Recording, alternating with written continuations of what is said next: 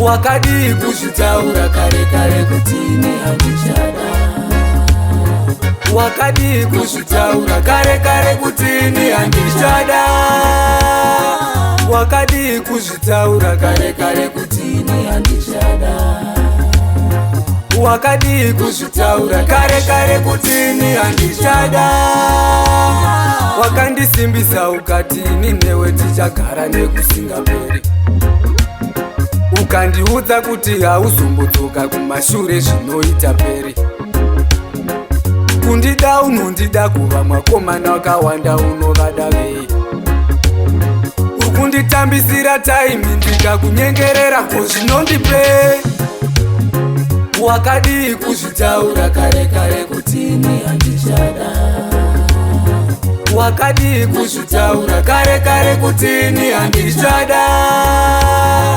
Wakadi kuzvitaura kare kare kuti ini handichada.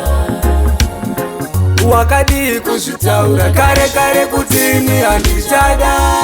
Waida here kuti ndigare ndichikufudza, nhasi ndopa wakuona kuti ndirifuza.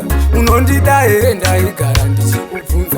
Diwa wangu we ndaiwanyatsondiudza, ndichiri kurangarira paye ndichikufonera. Mashoko yeruda ndaikuudza uchamatondera, asi pane ane mari yakukushanyira. Zvimwe nini ndisina mari handina kufanira. Wakadi kunditaurira kuti ndine wangu anondida. Koye wangu achavariniko handinotiwo anondida. Mwari dai mandisvinudza maziso angu ndione anondida. Ini ndini Samusoni wedzerira uchindinyengera unondida. Kuwana wako anokuda.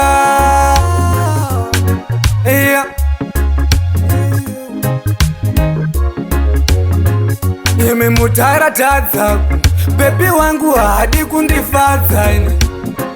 Kweni zvakundirwadza ini, inga ndaimuimbira manhamba. Marcelo wakadi kuzvitaura kare kare kuti ini handichada.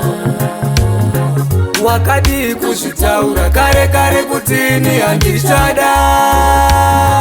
Wakadi kuzvitaura kare kare kuti ini handichada.